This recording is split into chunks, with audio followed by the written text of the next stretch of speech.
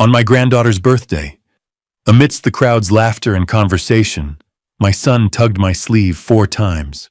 I suddenly realized it was the old signal, the secret code we hadn't used in 20 years.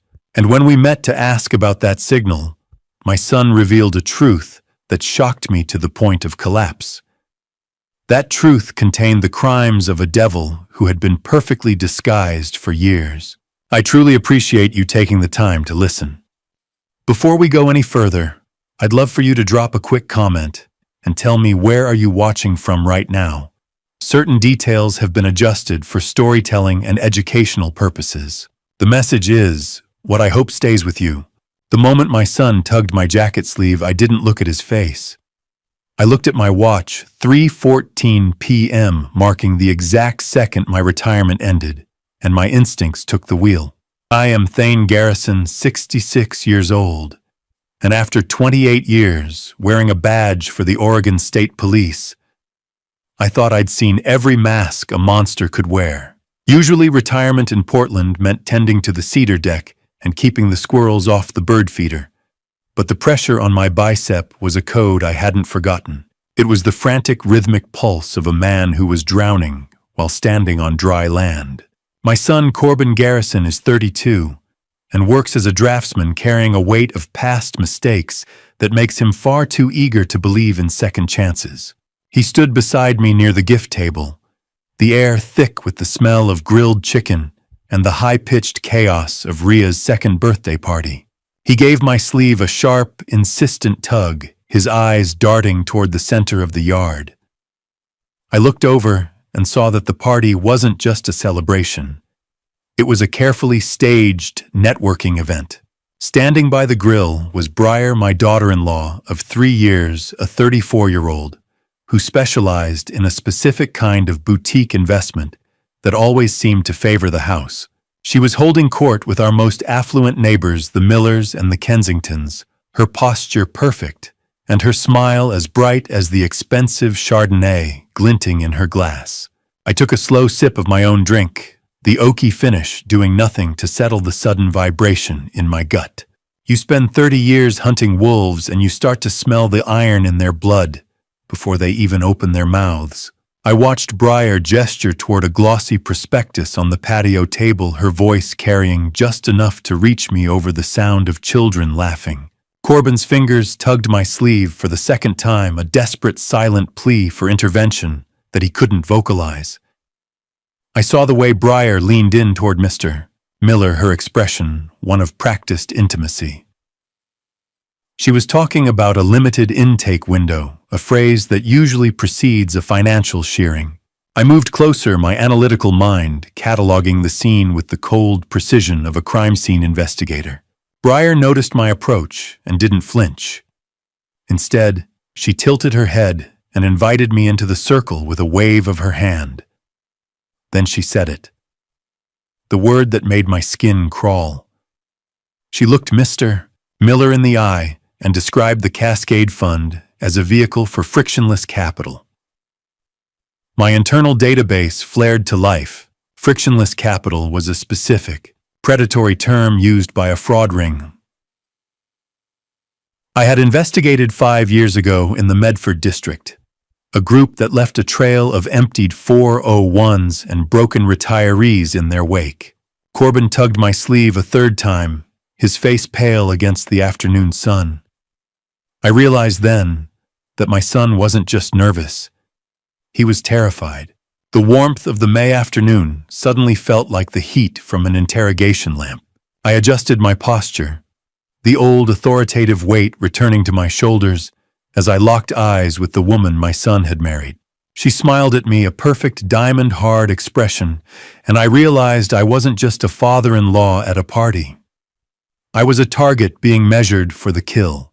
I watched the wine in Briar's glass swirl a pale, expensive amber, while my son tugged my sleeve with the strength of a man who was drowning in clear water. That predatory smile she wore didn't just target the neighbors. It was a net closing around my entire family tree. Corbin didn't say a word, but the message in his grip was loud enough to rattle my teeth. I allowed him to guide me away from the laughter and the clinking silverware. moving toward the weathered cedar fence at the back of the property, where the damp smell of mulch and cedar offered a thin veil of privacy. We reached the shadow of the tall laurel hedge, and that was when he did it. He delivered the fourth tug on my sleeve, a sharp, rhythmic, and desperate pull that bypassed my brain and went straight to my adrenaline.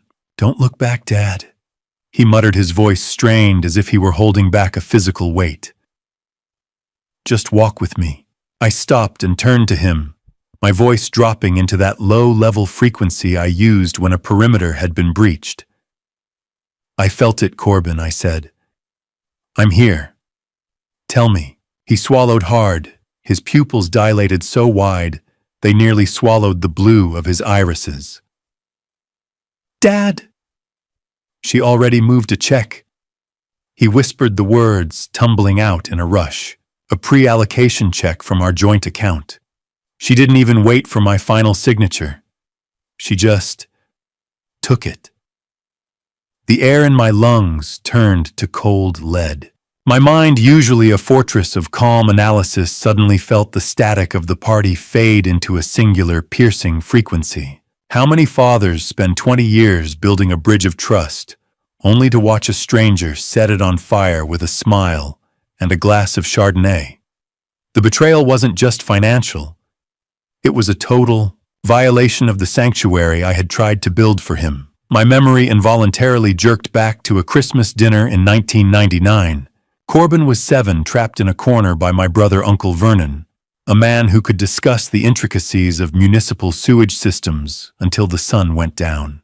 Corbin's eyes had been glassed over then, the same way they were now, to save him from social exhaustion without causing a family rift.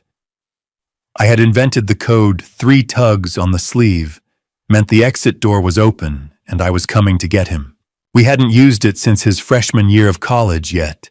Here it was, resurfacing like a flare launched from a sinking ship. The memory of that 1999 Christmas wasn't a soft blanket. It was a whetstone sharpening my resolve until it hummed with a dangerous edge. I looked at my son, seeing the 32-year-old man who was still in this moment that vulnerable boy in the corner. "It's worse than the money, Dad," he continued, his voice a jagged whisper that cut through the rhythmic hiss of the nearby sprinklers. "She's been coaching Rhea. She's teaching a 2-year-old to repeat phrases about investment growth and the Cascade Fund when she's around you. She's using the baby to soften you up." The taste of metallic adrenaline flooded my mouth.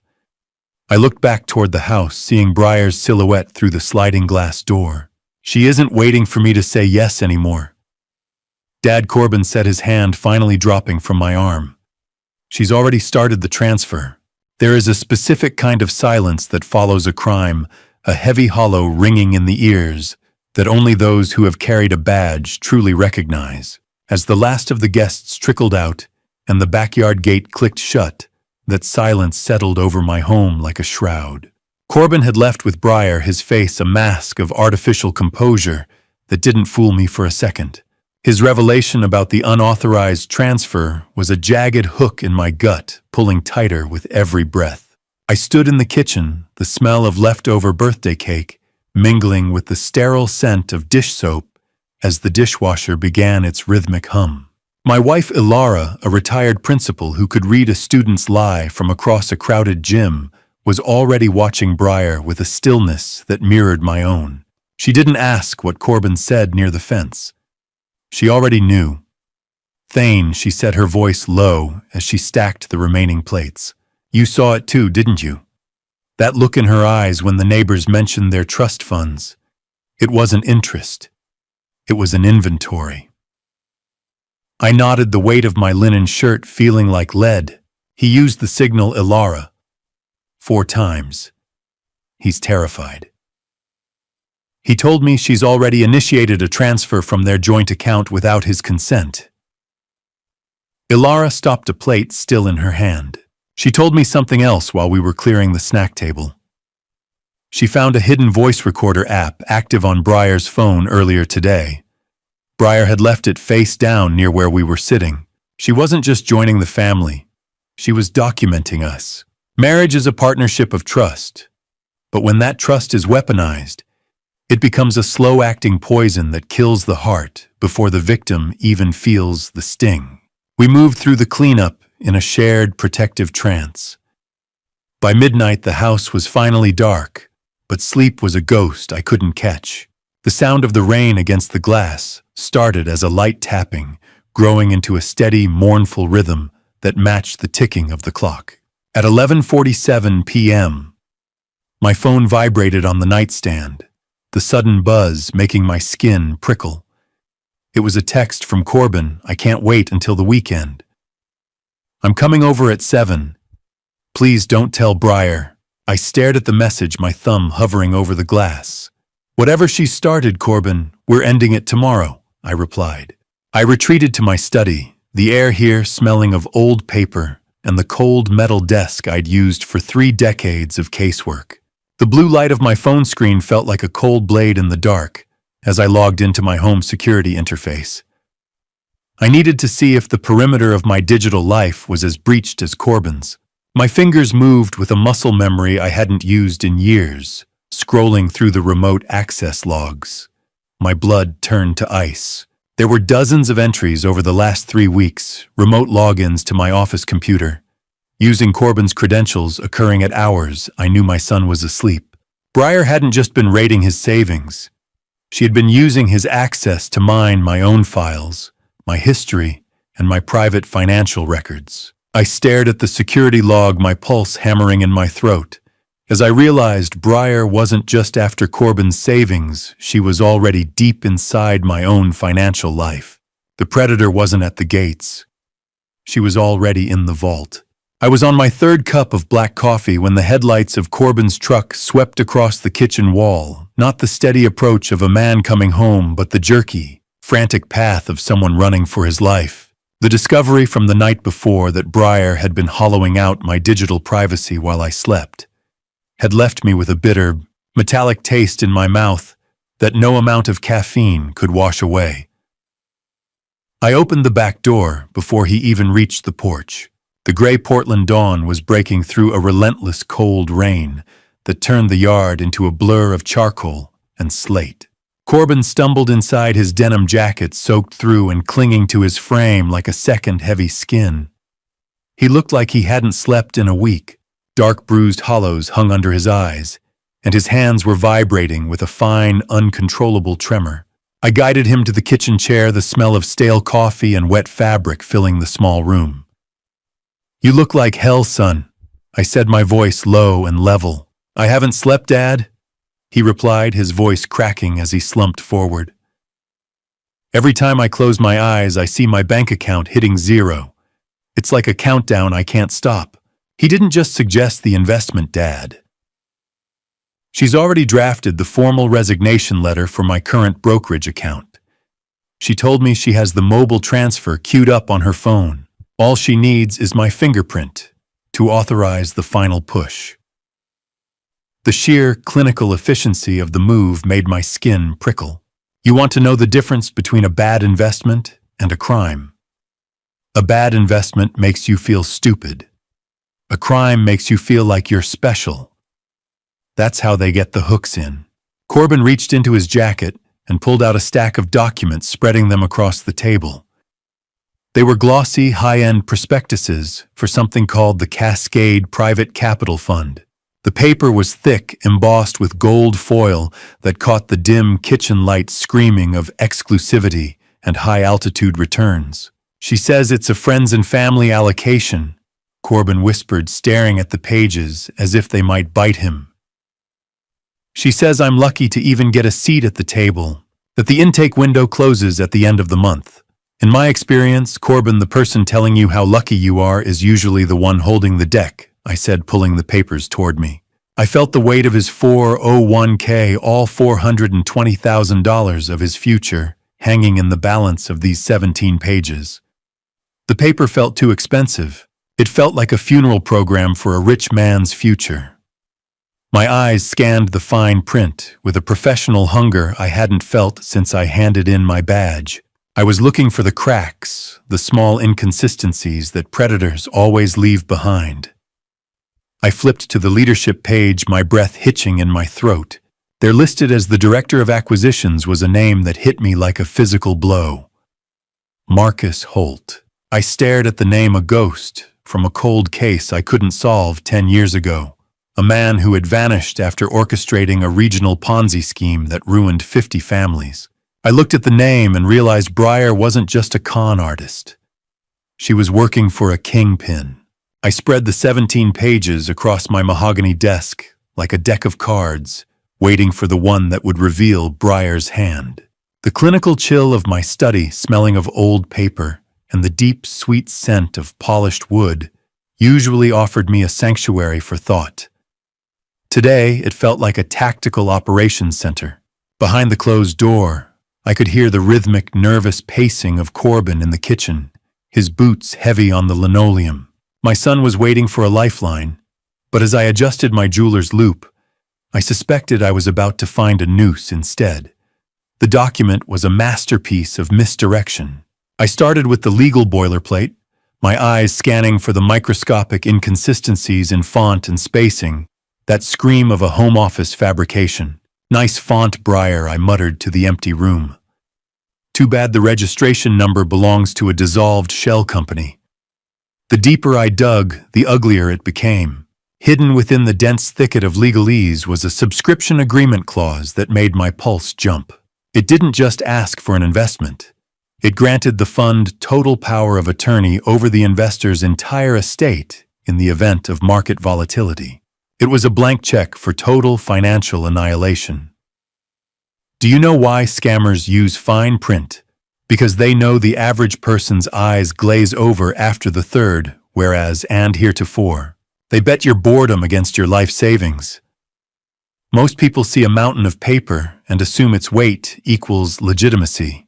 I've spent 28 years knowing that the more paper someone gives you, the more they're trying to hide. I shifted my focus to the physical footprint of the Cascade Private Capital Fund. They claimed a prestigious headquarters on West Georgia Street in Seattle. I logged into a private investigator's database I'd kept active since retirement, cross-referencing the suite number. My lip curled in cold satisfaction. The address was a Level 1 mail forwarding service, a $40 a month digital mailbox sandwiched between a dry cleaner and a defunct travel agency. No multi-million-dollar fund operates out of a strip mall mailbox. I looked at the 18 to 22% return claims, highlighted in bold. They weren't just optimistic. They were statistically impossible signatures of a classic Ponzi scheme, the same kind Marcus Holt had used to bleed families dry a decade ago.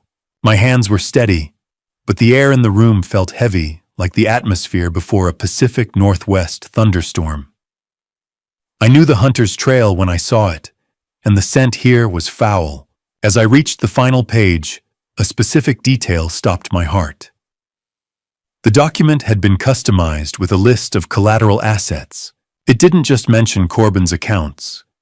It listed the specific appraised value of my own home and the inventory of my private coin collection, details Corbin had never mentioned to Breyer. Details he barely knew the specifics of himself.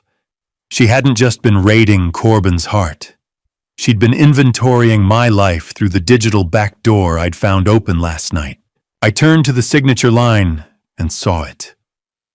Tucked into the bottom corner was a faint digital watermark of a stylized ghost. It didn't belong to any legitimate financial institution. It was a personal logo I'd only seen once before on a cold case file involving an international forgery ring that specialized in high-value identity theft. Breyer wasn't just working for Holt. She was the precision instrument of a global machine. I didn't pick up the desk phone. I pulled a burner from the false bottom of my humidor, the keypad light glowing like a predator's eye in the dim study. The smell of old tobacco and cedar clung to the plastic casing as I punched in a number I'd memorized years ago and never intended to use again. I waited, the sound of static on the line humming in my ear while I watched the rain lash against the window pane. Somewhere in the house, a floorboard creaked, Corbin likely still vibrating with the shock of Marcus Holt's name. When the line finally clicked open, the voice on the other end was sharp, cautious, and unmistakably professional. Thane Michelle Torres asked, her tone shifting from formal to surprised. You haven't called this line since the 2021 retirement party. Michelle Torres had been my best investigator for 6 years, a woman with the patience of a sniper and a mind that processed data like a supercomputer. I leaned back into the shadows of my chair, my voice dropping into that low, authoritative frequency. I've got a dry run being repeated in my own living room, Michelle. I need the deep dive. I told her about the ghost watermark I'd found on the Cascade Fund documents. There was a pause, a heavy silence that lasted 3 beats too long. That mark isn't just a signature, Thane, she said, her voice dropping an octave. We've seen it in 3 active Pacific Northwest fraud cases this quarter. Our intel suggests it belongs to a forger currently suspected of working for the Canadian mob, not just some independent ring. The air in my study suddenly felt colder. In my world, a coincidence is just a piece of evidence that hasn't found its partner yet. This wasn't just about a greedy daughter-in-law. This was about an incursion. I provided the name and social security number I'd lifted from Corbin's tax returns, Briar Vane. Michelle's keyboard began to clatter a rhythmic, frantic sound that I could hear clearly through the receiver. As she worked, my mind drifted back to the Phantom Fund case of 2018. We'd chased shadows for months, while 3 families were systematically stripped of their homes and dignity. That was a dry run too, a test of the fences before the real predators moved in for the kill.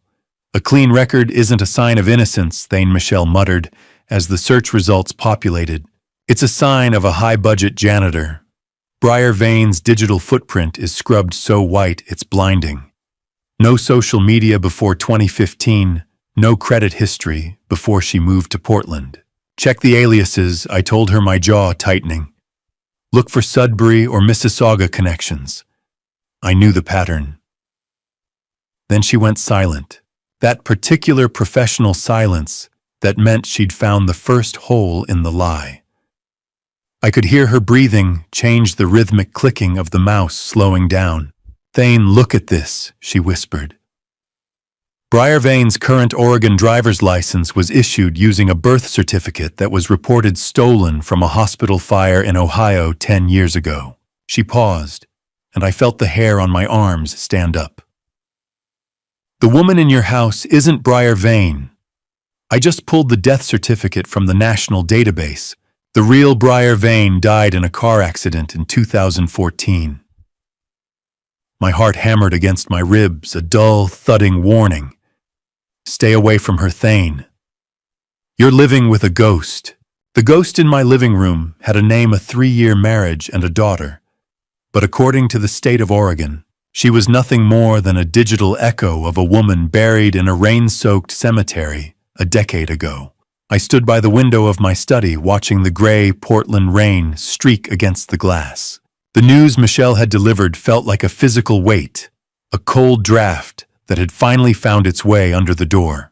I could hear Corbin's muffled voice from the kitchen, probably talking to himself or nursing that cold cup of coffee, completely unaware that the woman he loved was a phantom. Michelle's voice crackled through the burner phone, detailing the real Briar Vane's 2014 car accident in Sudbury. It had been a messy affair, a late-night slide off a bridge that the local authorities never quite put to rest. If Briar is a ghost, then who is the woman holding my granddaughter? I asked, my voice a jagged whisper. She's a ghostwriter. Thane Michelle replied, the sound of digital rustling following her words. Someone who rewrites lives for a living. This isn't just identity theft. It's a total immersion. The nausea I felt was visceral, a slow churning in my gut, as I realized that every intimate moment, every shared plan, and every memory my son possessed was built on a foundation of skeletal remains and professional forgery. My mind flickered to the entry twist. The Sudbury crash report had holes large enough to drive a truck through. There were no witnesses, and the body had been burned beyond easy recognition. It occurred to me with a surge of professional coldness that the imposter didn't just steal a name. She might have cleared the path for the theft herself. How do you tell a man that the woman who sleeps beside him every night is a shadow wearing the skin of a dead girl? I watched dust motes dancing in the singular shaft of light, piercing the dim study, feeling the isolation of the truth. Michelle shifted gears, her tone sharpening as she pulled up the Eugene Martinez file. Eugene was a 71-year-old decorated veteran, a man of discipline and habit, who had been systematically groomed by a boutique wealth management firm where the imposter once worked. She had been his light, his emotional support after his wife passed, and then with surgical precision, she had presented the limited window for a life-changing investment. Eugene didn't lose his $95,000 to a bad market, Michelle said. He lost it to a consultant who remembered his birthday. It's a grooming cycle, Thane. She doesn't ask for the money until she's the only person the victim trusts. My protective fury began to refine itself into analytical clarity. Pattern recognition is a blessing until it starts showing you the shape of your own family's executioner. I could smell the stale coffee on my desk, a bitter reminder of the long night behind me. Then came the second twist. Michelle went silent for a moment, the sound of her rhythmic typing the only thing filling the space between us. I found a secondary contact in the Martinez file, she said, her voice dropping. A lawyer named Marcus Holt, who facilitated the final wire transfer. The name hit me like a second bullet. The ring was a machine, and Breyer was just the most visible gear. Michelle let out a sharp breath on the other end. Thane. I just pulled the witness statements from the Martinez case. Eugene isn't the only one she hit. There's a list of sons of wealthy retirees that the firm was tracking, and Corbin was next on the board. The revelation that my son was merely the next name on a predator's checklist left me in a state of clinical fury. I watched the digital clock on my desk flip to 6:00 p.m., the red numbers bleeding into the mahogany like a countdown I couldn't stop. I needed more than just a detective's instinct now. I needed a forensic verdict. I reached out to Stephen Gallagher, who had spent 20 years as a forensic accountant for the Crown, a man who could find a missing penny in a mountain of corporate trash. He had been reviewing the encrypted files I sent over an hour ago, and the tone of his voice when he answered told me the news was as grim as I'd feared. Thane, this isn't an investment document. It's a suicide note for a bank account, Stephen said, his voice crackling through the line. He explained that the Cascade Fund was a masterclass in what he called empty language. The subscription agreement was a frame without a painting. While it looked dense and official, the schedule for physical assets was intentionally blank, allowing the money to sit in a legal limbo. Even more insidious, he revealed that this Cascade Fund was a mirror of a legitimate high-performing fund in the Midwest. A savvy investor would search the name and see glowing reports, never realizing the routing number on their contract led to a digital black hole. How long do we have, Stephen?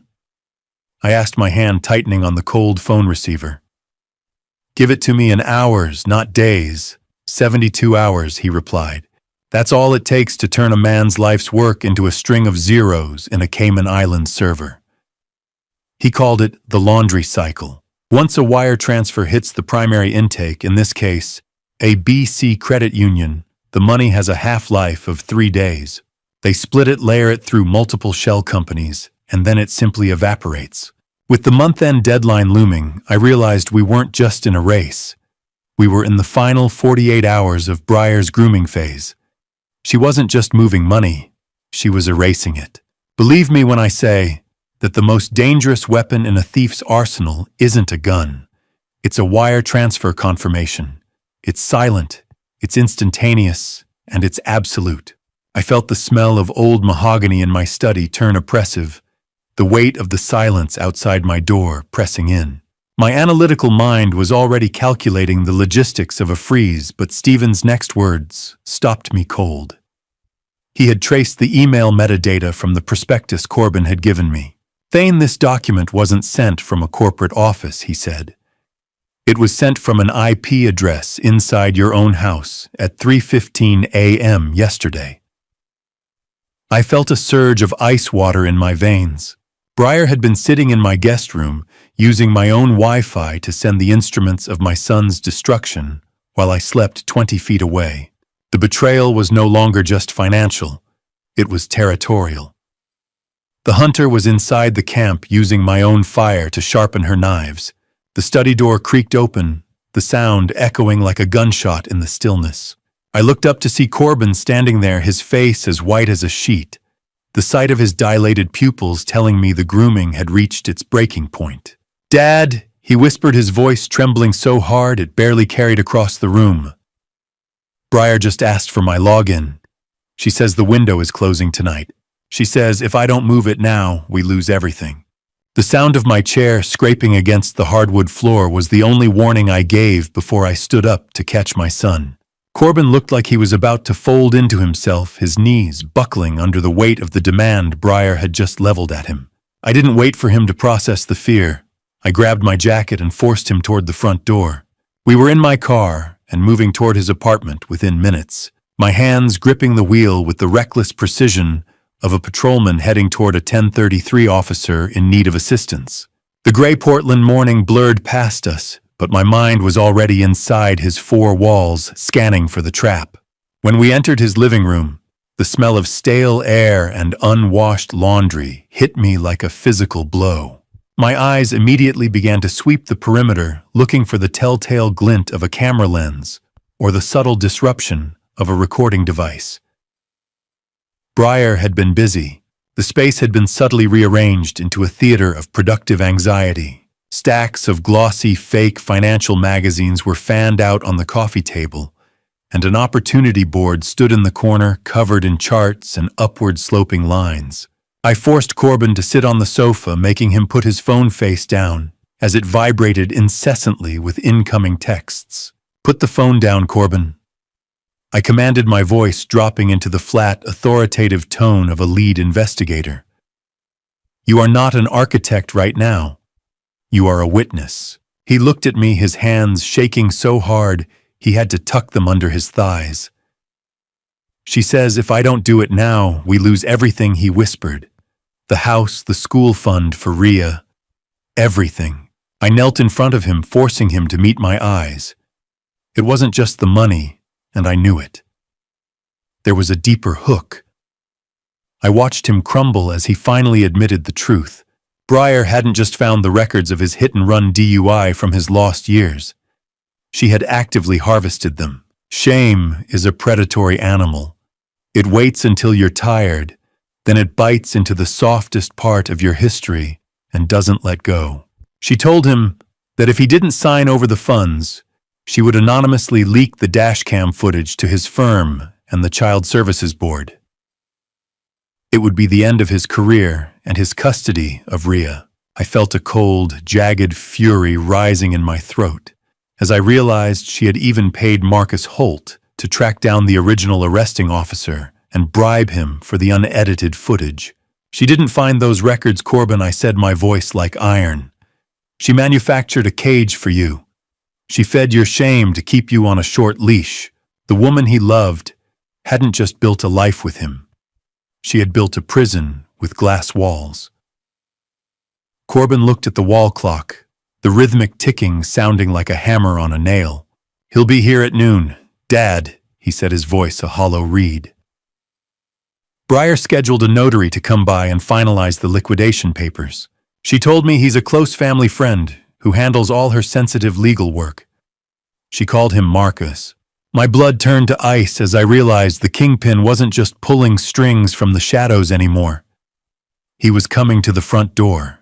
The realization that Marcus Holt was walking toward my son's front door turned the drive home into a blur of cold, focused adrenaline. If they were hitting Corbin this hard, applying pressure to every fracture in his history, then my own house was likely already compromised. I returned home late Tuesday night, the Portland rain slicking the driveway into a dark mirror.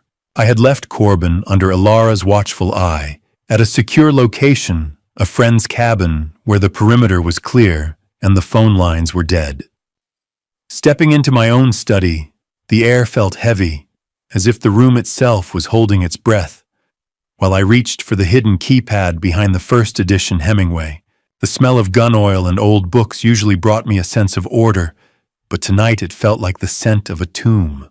I punched in the code, the safe's electronic beep sounding like a gunshot in the midnight silence. I opened the floor safe, initially relieved, to see my collection of gold eagles and Morgan silver dollars seemingly intact. I began a methodical inspection, driven by the professional paranoia that Briar's access to this house was never just about babysitting Rhea or playing the part of the doting daughter-in-law. I pulled out a 1907 St. Gaudens double eagle, the crown jewel of my retirement hedge, and felt a sudden sickening lightness in my palm. My stomach dropped. I checked the digital log on the safe's interior panel, and my blood turned to ice. The safe had been accessed 3 months ago using Ilara's biometric bypass. It was impossible. Ilara never came in here alone, and she certainly never touched the coins. I realized with a jolt of horror that Briar must have recorded Ilara's fingerprint while she was sleeping, or perhaps lightly drugged during one of those spa nights Briar was always arranging. A man's home is his castle, until he realizes the Queen has been selling the bricks from the inside out. My sanctuary had been turned into a showroom for a thief who didn't even need a crowbar. I moved to my workbench, clicking on the overhead lamp. I used a precision scale and a digital caliper to test the St. Gaudens, the digital scale's high-pitched tinkle echoing off the mahogany walls. The weight was off by exactly 0.4 grams. I adjusted my jeweler's loop, my eyes stinging as I searched the rim of the coin. There they were, the microscopic tooling marks, the same ghost signature I had found on the Cascade Fund documents. It was a high-lead core Chinese counterfeit, a perfect visual replica that held absolutely no value. I went through the rest of the tray, my heart hammering a rhythm of pure clinical rage. Over 40% of my collection had been systematically swapped for worthless metal slugs. Metal. It's just painted lead, I whispered to the empty room. She's been walking through my house and stealing my past while I was making her tea. How many times had I sat in this very chair, bragging to her about the rarity of a coin that was already sitting in her purse? My hands were trembling as I reached for the felt-lined case of a fake Morgan dollar. As I tilted the case, a small black object tumbled out. It was a GPS tracker, no larger than a button hidden inside the hollowed-out center of the counterfeit case. I stared at the tracker's blinking red light and realized Briar wasn't just a thief.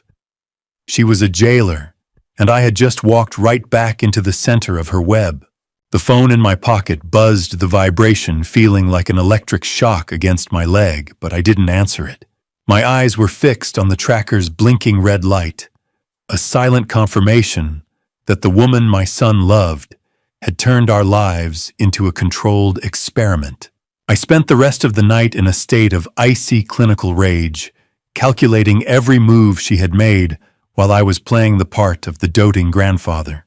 By Wednesday morning, the rain had settled into a gray, insistent drizzle. I stood in the bank's sterile lobby, watching my son's hands shake as he handed his ID to the teller, a man about to realize that the vault protecting his family's history had been hollowed out from the inside. Corbin moved with the lethargy of a man who had already accepted the worst, but the reality was far more surgical than he imagined. We were led back to a windowless viewing room that smelled of ozone and old paper, the heavy vault door swinging shut behind us with a finality that made the air feel thin. When the teller pulled the long metal deposit box, I saw Corbin's shoulder drop. He didn't even have to open it. He knew by the way the metal slid across the table. It was too light. Inside, there were no emeralds, no graduation Omega watch, and no heirloom gold.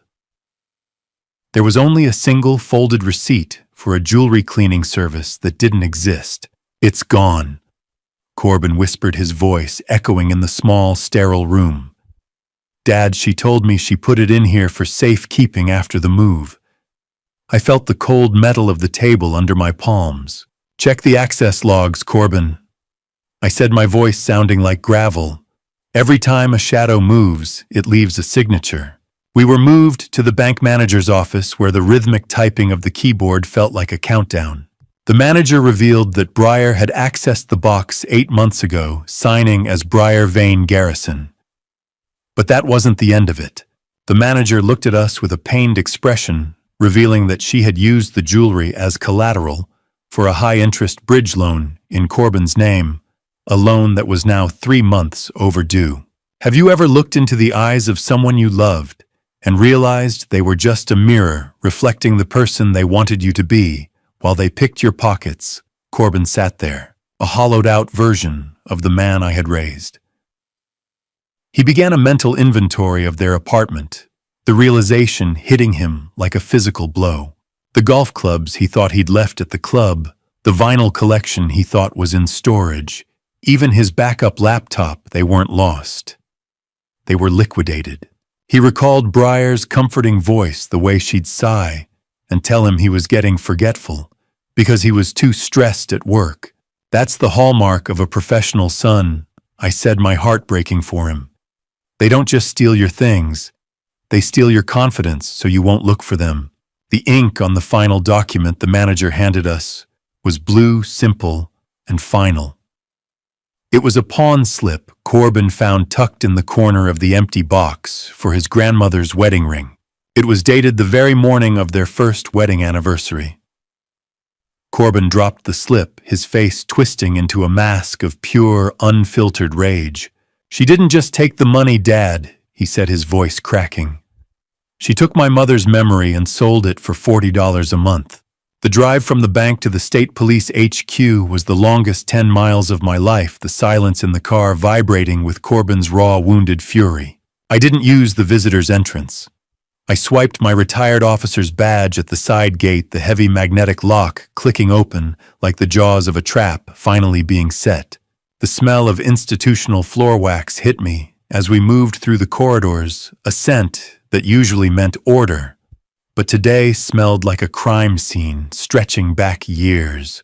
Michelle Torres was waiting in a secure briefing room, her face lit by the cold blue glow of a digital map displaying a multi-state fraud ring.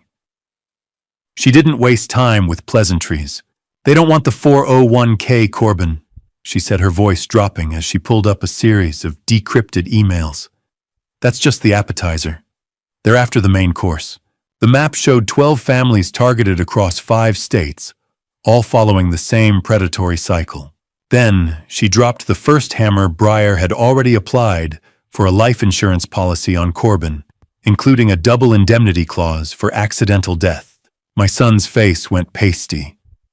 His eyes fixed on the screen as the implication of a permanent exit strategy settled into the room. Look at the timestamp on this email. Michelle continued, pointing to a message from Marcus Holt. She was planning your chance meeting at the gym 6 months before it actually happened. How many accidental tragedies are actually just the final line of a well-written script? I felt the cold laminate of the briefing table under my palms as I read the specific directives Breyer had received. This wasn't just about Corbin's savings.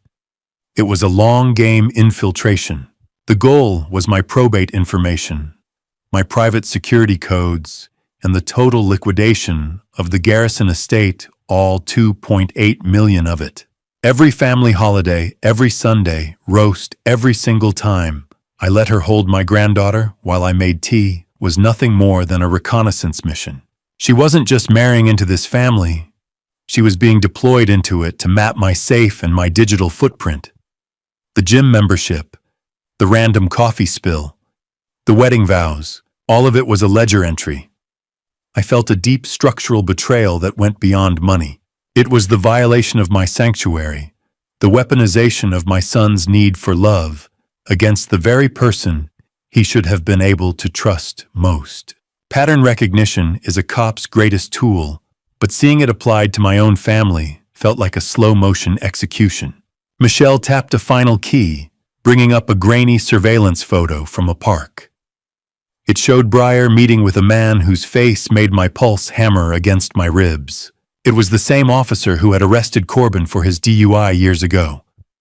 The realization hit me with a sickening thud. The arrest hadn't been a piece of bad luck, she discovered. It was a staged event to create the shame they needed to control him. My hands gripped the edge of the table so hard, the wood groaned in the quiet room. She didn't just find his past, Michelle. I whispered, my voice thick with a lethal clinical rage. She manufactured his downfall to make herself the only person he could trust. We weren't looking at a wife anymore. We were looking at a saboteur who had been living in our guest room. The walk back to the parking lot from the state police headquarters felt like walking through a minefield that I finally had the map for. Every shadow in the concrete garage seemed to harbor a hidden agenda, and the icy, focused adrenaline in my veins made the steering wheel feel like a cold, skeletal extension of my own arms. Most people think of history as something that happens to you, but as I sat in the blue glare of my monitor back in the study, I realized my son's life had been a script written by a stranger 3 years before they ever met. The hum of the computer cooling fan was the only sound in the room, save for the rhythmic clicking of my mouse as I waded through the encrypted data dump Stephen Gallagher had just sent. It was a digital autopsy of Breyer's history. Stephen had managed to recover search logs from a laptop she'd attempted to scrub clean back in 2021. I scrolled past the mundane until my breath hitched. My own name appeared. Thane Garrison. Then Oregon State Police retirement date. Then estimated pension value. She'd searched my net worth and the actuarial tables for my lifespan months before she ever introduced herself to Corbin. My son wasn't the target. He was the weakest entry point into the estate I'd spent 30 years building. My gut twisted with a clinical horror. There was even a secondary target list, specifically naming my wife Ilara. Breyer had been mapping out ways to create a rift between us, preparing to isolate me if the angle with Corbin failed to yield the keys to the vault. She didn't fall for his smile, Stephen. I muttered to the empty room, the smell of stale coffee lingering like a bad memory. She fell for my actuarial tables. How do you tell a man that the most beautiful coincidence of his life was actually a trap set by a woman who had already spent 100 hours studying his morning coffee routine? The data showed she joined Corbin's gym exactly 2 weeks before their meet cute at the juice bar. She had set Google alerts for his social media check-ins and used a fitness app to track his jogging routes until she knew his pace better than he did. The random spill of her protein shake that started their first conversation wasn't a clumsy accident. It was a timed tactical insertion, as calculated as a SWAT team breach. 4 months of stalking just to say hello. That's not romance. It's a siege. The date on the search query was October 14th. 11 months before the wedding. The hunt started before the prey even knew the season was open. I felt my paternal fury sharpening into a lethal, protective focus. My touch on the cold desk surface was steady, but my mind was screaming at the violation. I reached a folder of images recovered from a deleted cloud drive and felt the hair on my neck stand up. One photo showed Breyer standing on the sidewalk outside my house a full year before she married my son. She was holding a floor plan of the neighborhood, her eyes fixed on my front door with the hunger of a wolf. I zoomed in on the photo, my heart hammering against my ribs. She wasn't alone. She was holding the hand of a man whose face was blurred by motion, but whose signet ring I recognized instantly. It was the same unique heavy gold band I'd seen on Marcus Holt during a brief, tense deposition a decade ago. The ghost wasn't just in the machine. He was standing on my curb. The walk from my study to the kitchen felt like moving through a house that was no longer mine, but a crime scene I hadn't finished processing. I sat in the parking lot across from the coffee shop, the headset in my ear crackling with the ambient noise of a crowded cafe and the heavy rhythmic thumping of my son's heart.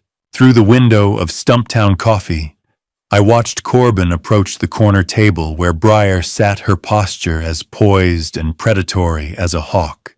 The smell of roasted beans and wet raincoats seemed to drift through the receiver, or perhaps my mind was simply filling in the gaps of the institutional gray afternoon.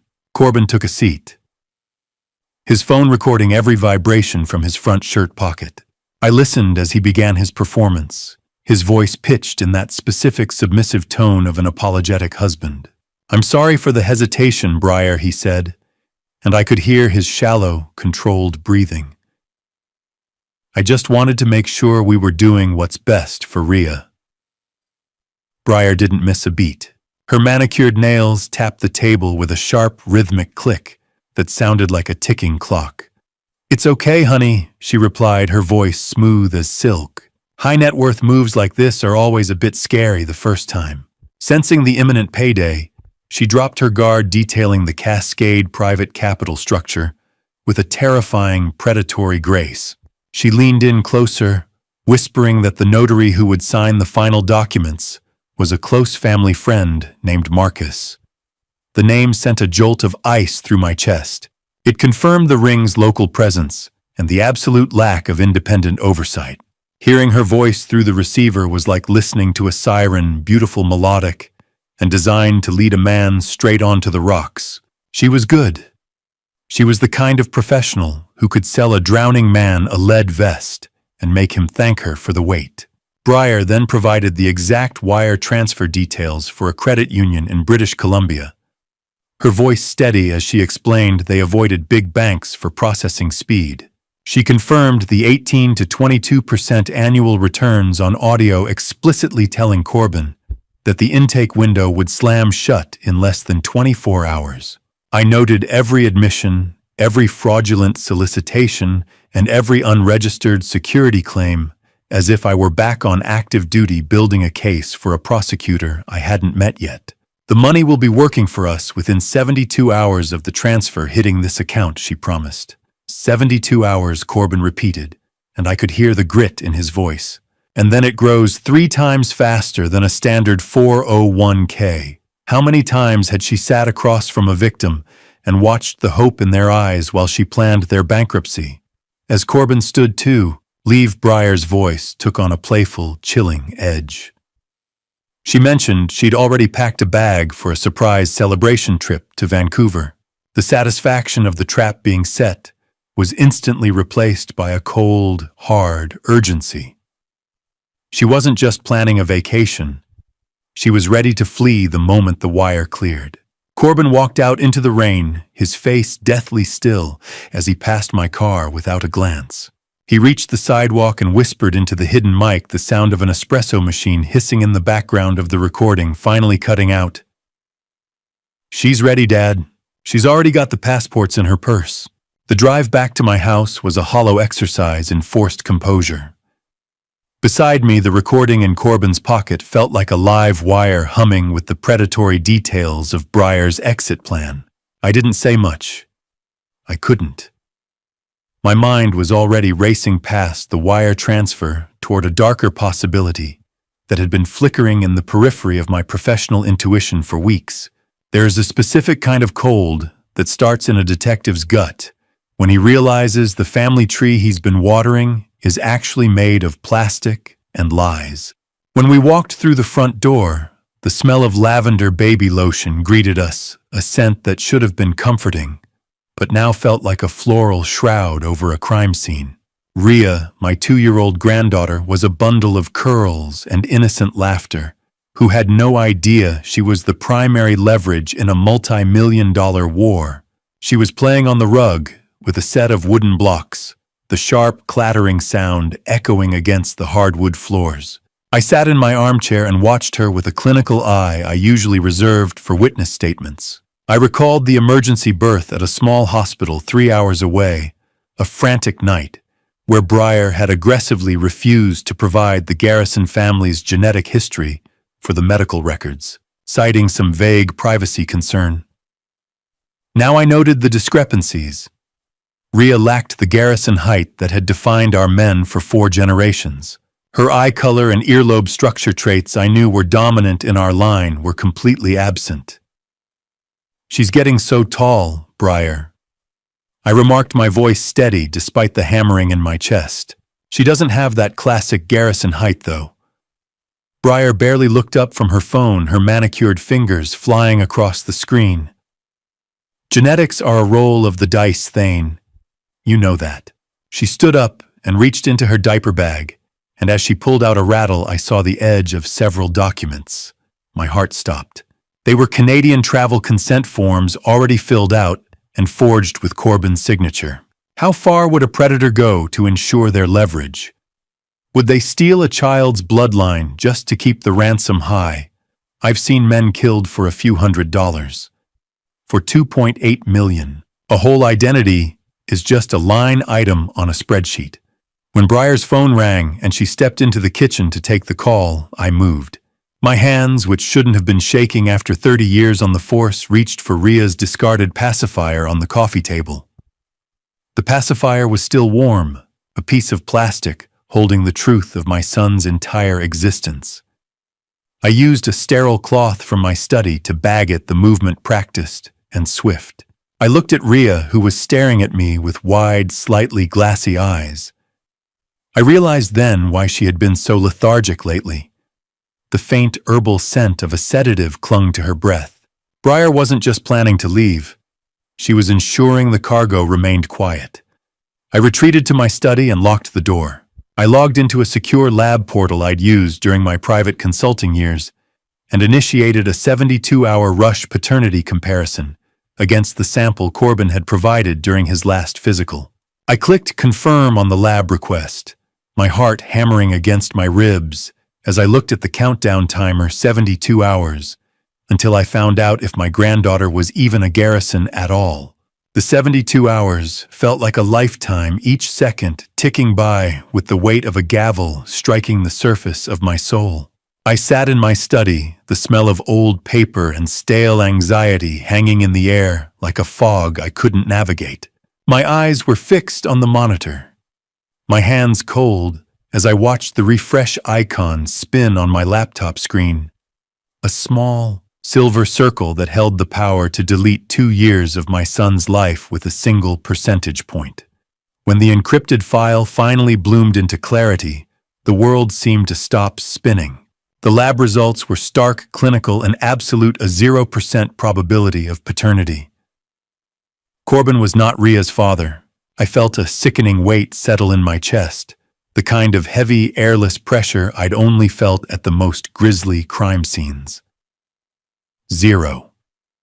It was a clean break. A total fabrication.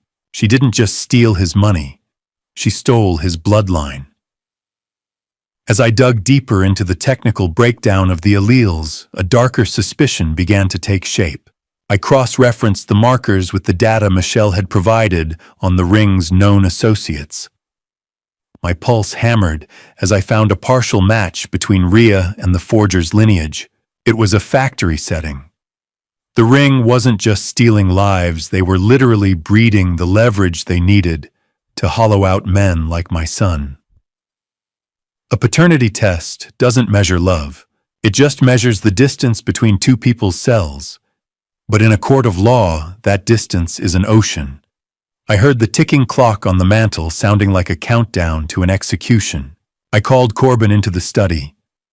He walked in with a hopeful, questioning look that I had to extinguish with a single glance. I showed him the monitor. He didn't scream or rage.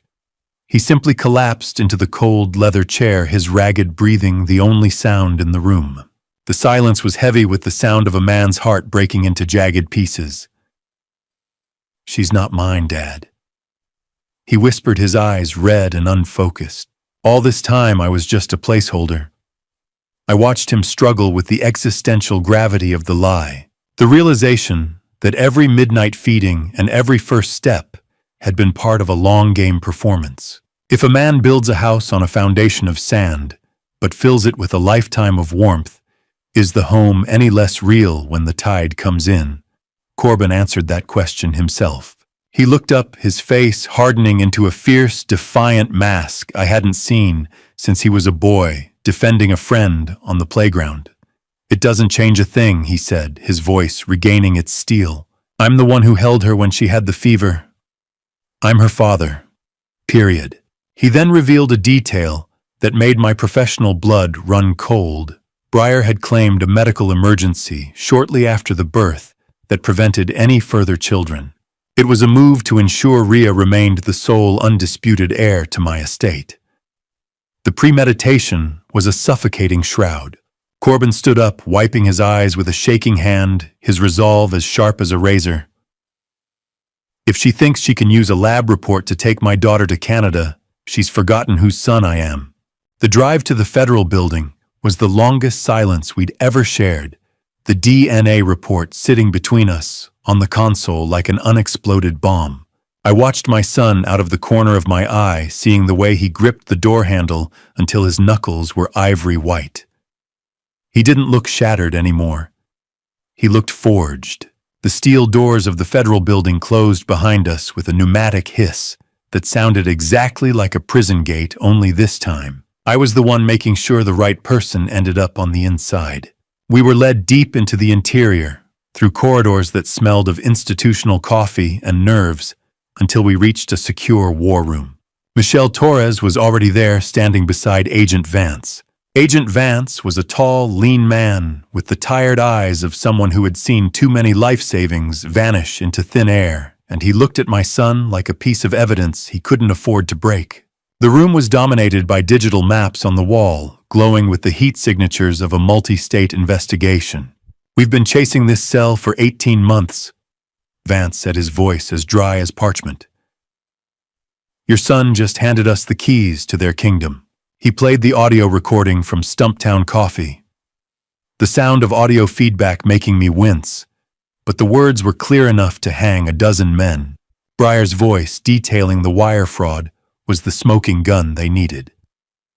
However, Vance's expression remained grim. He revealed that while they had flagged Breyer's passport at the Canadian border, they were legally hamstrung until she either attempted to cross or signed the final fraudulent documents scheduled for the morning. How do you breathe normally when you know the woman sleeping 3 feet away is a viper waiting for the sun to rise? That was the question hanging in the air as Vance outlined the tactical plan. It was a 3-pronged raid scheduled for 8 a.m. Friday.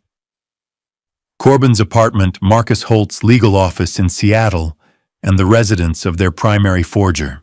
Corbin, you have to go back, Vance said, leaning over the cold metal table. You have to be the man she thinks she's already broken. One more night of normal. I felt a surge of protective fury, but I knew the man was right.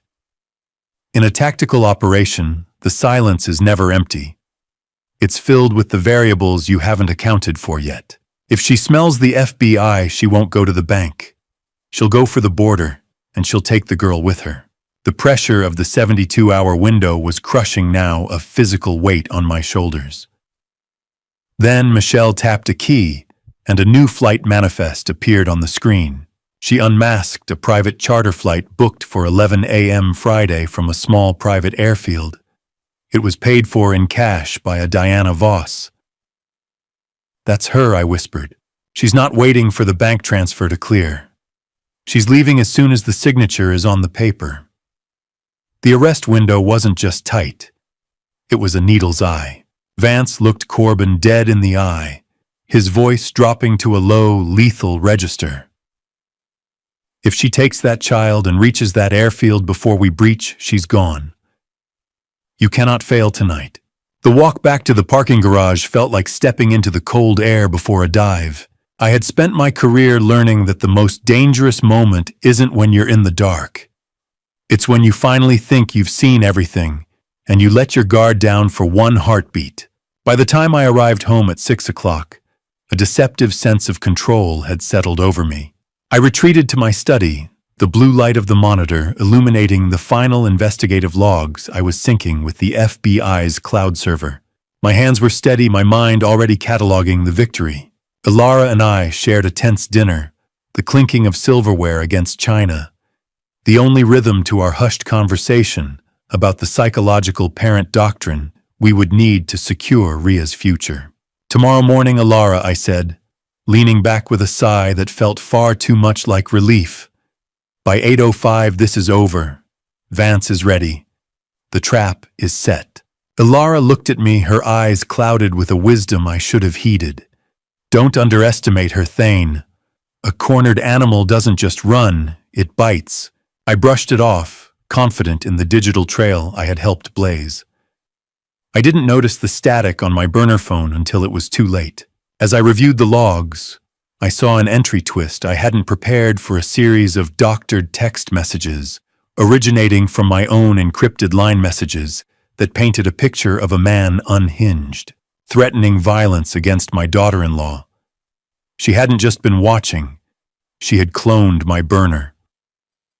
The paper felt heavier than a lead coin. It was a court-ordered blindfold. The chime of the doorbell at 6:30 didn't sound like a delivery. It sounded like a funeral bell. I opened the door to find a process server, a weary-looking man in a wrinkled polo shirt, a low-level cog in a legal machine that Breyer had just hijacked.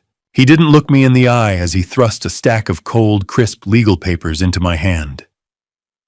"You've been served, Mr. Garrison," he muttered. "You need to step back from the door." I looked down at the temporary restraining order. The words, "harassment, erratic behavior, and threats of violence," jumping off the page in stark black ink. It was an absolute prohibition 500 feet from Breyer and Ria, and zero contact with Corbin. "She's isolating them," I whispered, my heart hammering against my ribs. "This isn't a legal move. It's a tactical wall. How do you protect your family when the law itself has been turned into a weapon for the thief?" I felt Alara's presence behind me, her face draining of color as she read the top page.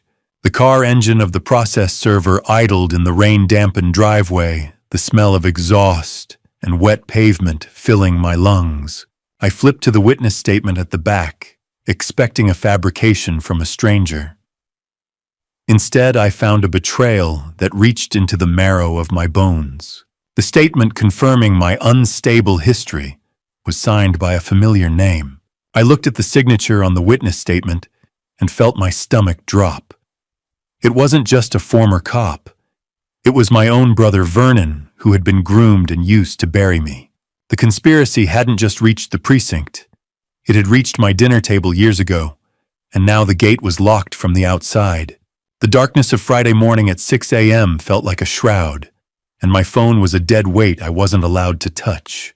That legal paper in my study, signed by my own brother, had effectively severed my connection to the people I needed to protect most. I sat in the silence of my kitchen, a prisoner of a temporary restraining order, while across town the trap Breyer had built was snapping shut. I could almost hear the gears grinding. The sun hadn't even cleared the Cascades when Breyer dropped a manila envelope onto the breakfast table in Corbin's apartment. Not with the gentleness of a wife, but with the heavy, final thud of a guillotine blade. Corbin told me later that the sound seemed to echo through the entire flat. She didn't offer him coffee. She offered him an ultimatum. Inside that envelope was a copy of the DNA results I had spent 72 hours sweating over. She'd intercepted them, or perhaps she'd had a duplicate set all along. "You're not her father, Corbin," she said, her voice a flat line. "You're just a roommate who's been paying the bills."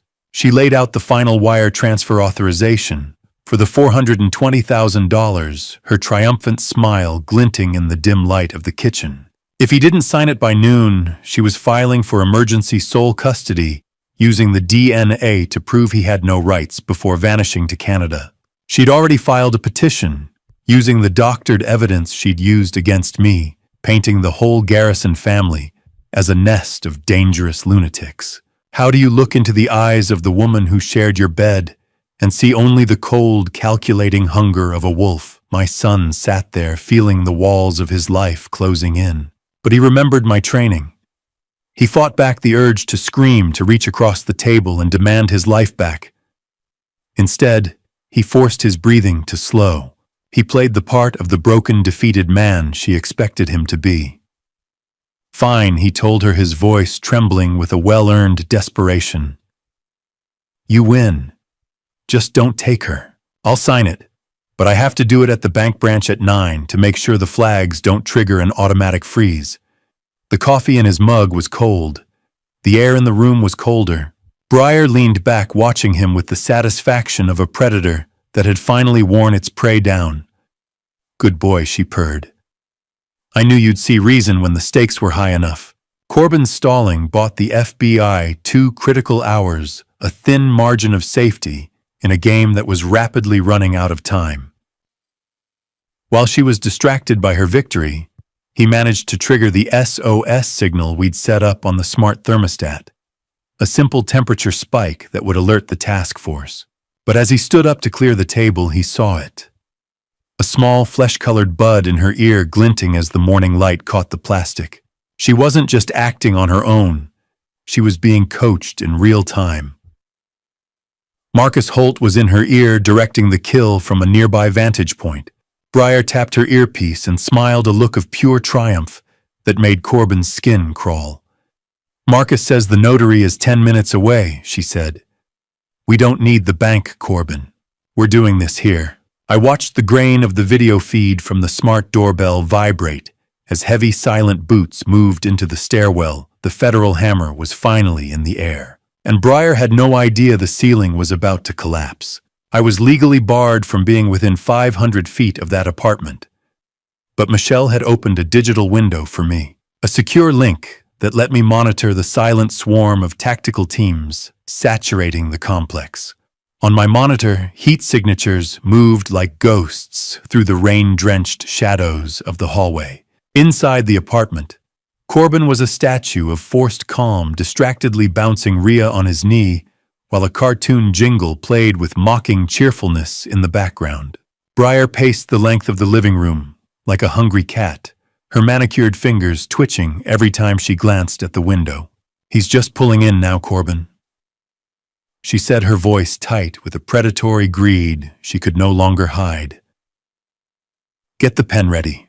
I need to change her diaper first. Briar Corbin countered, his voice steady even as 82 heartbeats per minute thudded against his chest. Just give me a second. I saw the entry twist clearly on the high-definition perimeter. Cam, the notary arriving in the black sedan, wasn't a civil servant. He was a man built like a fire hydrant, wearing a suit 2 sizes too small and carrying a briefcase that likely held more lead than paper. As he stepped out, the jacket pulled tight, revealing the unmistakable print of a concealed weapon. The celebration trip to Vancouver was never meant to have a return flight for my son.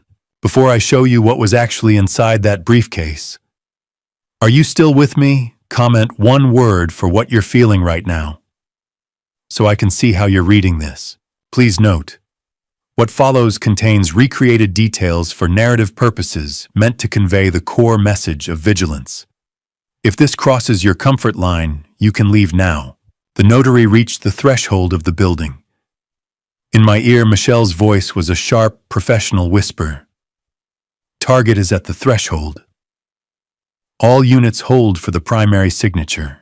Thane, if you're listening, we've got them. The tactical lead signaled breach minus 60 seconds. I adjusted the contrast on my screen, my hands gripping the control joystick until my knuckles were white. How many families had been destroyed by this exact sequence of events before we stepped into the line of fire? I felt a jolt of cold recognition as the camera panned to the street corner. There, parked 2 blocks away, with its headlights off, was my brother Vernon's car. He wasn't just a witness. He was the getaway driver, the final piece of a betrayal that made my gorge rise. Tactical agents stacked up against the wall outside Corbin's door, their weapons at the ready, black-clad shadows against the beige apartment wallpaper. Briar reached for the deadbolt, a triumphant smile lighting her face as she prepared to welcome the end of our family's history. Come in, she called out, her voice melodic and deadly. Let's get this over with. I held my breath, watching the lead agent's arm cock back. The notary's hand reached for the door handle just as the flashbang left the agent's hand, the world was about to turn white. The world didn't just turn white. It shattered into 1,000 jagged shards of sound and light as the front door disintegrated inward, the shockwave punching the air right out of my son's lungs. Through the grainy digital link Michelle provided, I watched the living room vanish behind a veil of dust and magnesium glare. Black-clad agents flooded the space with the terrifying efficiency of a midnight tide, their boots thundering against the floorboards I had helped Corbin polish just 6 months ago. Briar was thrown to the carpet before she could even scream, her face pressed into the very rug she had once used to groom her prey. Corbin, acting on pure instinct, dived for Rhea. He shielded her small, trembling body with his own as the notary was tackled against the breakfast table, his briefcase flying open and spilling forged documents across the room like confetti from a funeral. FBI, get down. Hands behind your head. The lead agent roared his voice, cutting through the ringing in my ears. I saw Corbin pull Rhea tight against his chest, whispering words I couldn't hear, but could feel in my own marrow. I've got you, little bird. During the struggle, Briar's earpiece fell out skittering across the floor. In the silence that followed the breach, we all heard it. Marcus Holt's voice, a tinny, frantic scratching through the plastic bud barking orders to kill the lights and run. He had been watching us through a hidden camera the entire time. The smell of cordite and lavender baby lotion is a combination that should never exist in the same room. As the heavy zip ties clicked shut around Briar's wrists, her perfect wife persona evaporated instantly. She didn't cry. She snarled. Her face became a feral mask of rage, her voice a jagged blade as she screamed about the DNA results. "You're nothing," she shrieked, her eyes wild as they locked onto Corbin. "You're holding a stranger's kid, you pathetic loser. You have no rights." Corbin didn't even look at her. He stood up, his focus entirely on the child in his arms, ignoring the venom she tried to use as a curse. "She's my daughter, Briar," he said, his voice a low, vibrating cord of steel. "She's the only real thing you ever touched. You want to know what true strength looks like? It's not the guys with the battering rams. It's the man who can walk through a war zone without letting go of a 2-year-old's hand." I watched him carry her past the agents into the hallway, my own vision blurring with tears. I couldn't blink away. Paternal victory isn't always a celebration. Sometimes it's just a survivor reaching the shore. As Corbin secured Rhea in the hallway, he ran his hand over her favorite stuffed bear, feeling something hard, sewn into the fabric of the paw. He ripped the seam open and found a tracking device, small and cold, realizing then that Briar intended to use the girl as a homing beacon, even if they were separated. The betrayal was bottomless. Corbin stepped out into the morning air, his shirt stained with Briar's spilled coffee and Rhea's tears, and he looked straight into the camera hidden on his lapel. "It's done, Dad," he whispered, his voice finally cracking. "But we just found the tracker in her bear. They're still coming for her." I didn't wait for the handcuffs to stop ringing in the Portland air. I was already on the secure line with Michelle, watching the digital dominoes start to topple across the Pacific Northwest. Reports flooded into the command center as the FBI hit secondary targets with the precision of a clockmaker. Marcus Holt had been apprehended in Seattle, literally 3 minutes from the runway of a private airfield, and Diana Voss was caught in a Vancouver hotel, clutching a bag filled with 3 different passports and $50,000 in cash. It was a nationwide takedown, a house of cards finally meeting a hurricane.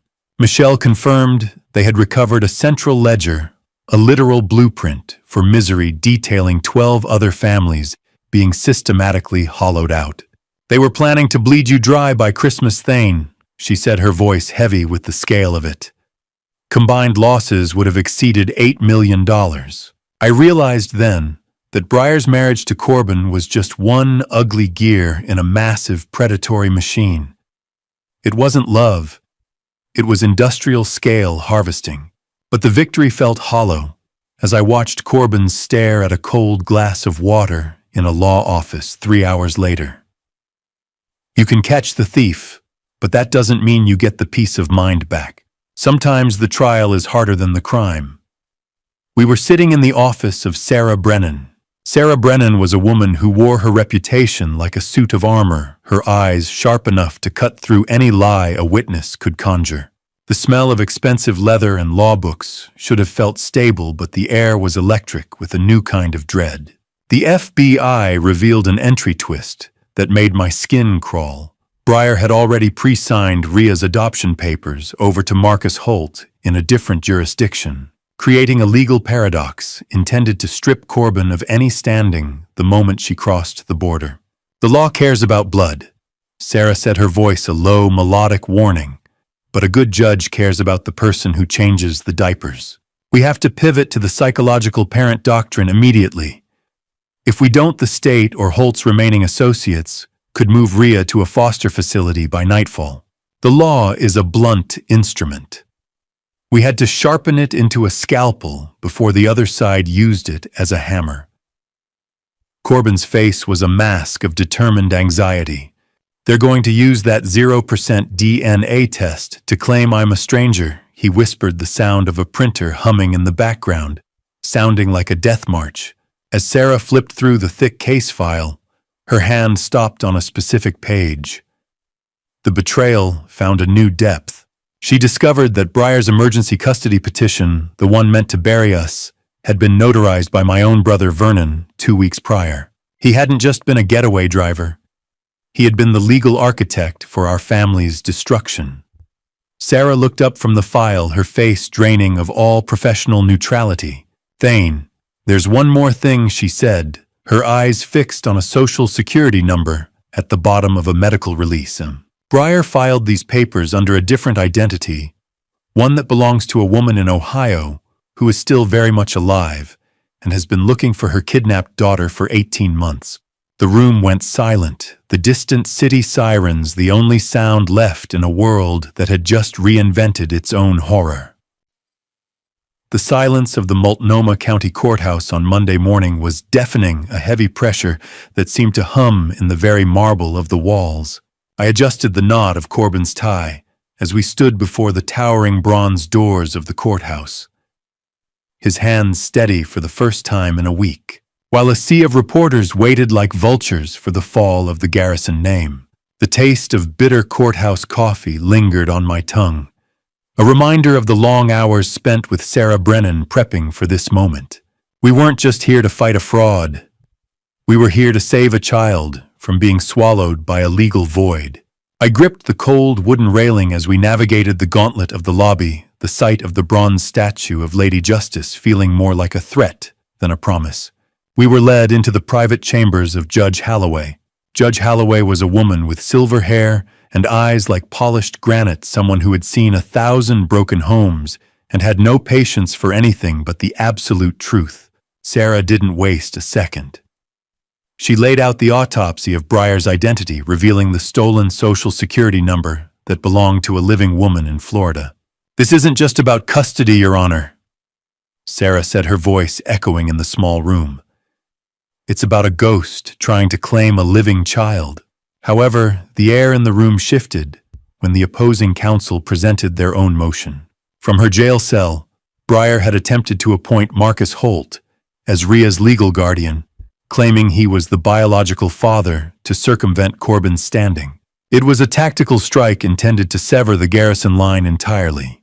The courthouse air was thick with the smell of floor wax and old secrets, a place where families are either mended or dismantled by a single stroke of a pen. I watched Halloway's face, searching for a crack in the granite, but she remained unreadable. "Mr. Garrison, the law is interested in facts, not your professional history as a detective," she said, her eyes shifting to Corbin. Sarah then invoked the psychological parent doctrine, the pivot we'd bet everything on. She argued that biology was secondary to the primary caregiving bond, detailing the 2 years Corbin spent as Ria's sole stable provider, while Breyer was busy manufacturing a multi-state heist. "Biology didn't read her goodnight moon 400 times, Corbin said, as he took the stand. "I did. I am the only father she has ever known, and I am the only one she asks for when she's scared." Then Corbin looked the judge in the eye. He didn't look like my little boy anymore. He looked like a man who would burn the world down for his child. The room fell silent, as a court-appointed advocate added that since her removal, Ria had been calling for Dada incessantly, a detail that landed like a physical weight. But the victory was short-lived. Judge Holloway leaned forward, her expression unreadable, and her voice devoid of sentiment. Mr. Garrison, the law on biological rights is very clear. If Mr. Holt is the father, your psychological bond may not be enough to stop her from being handed to a stranger.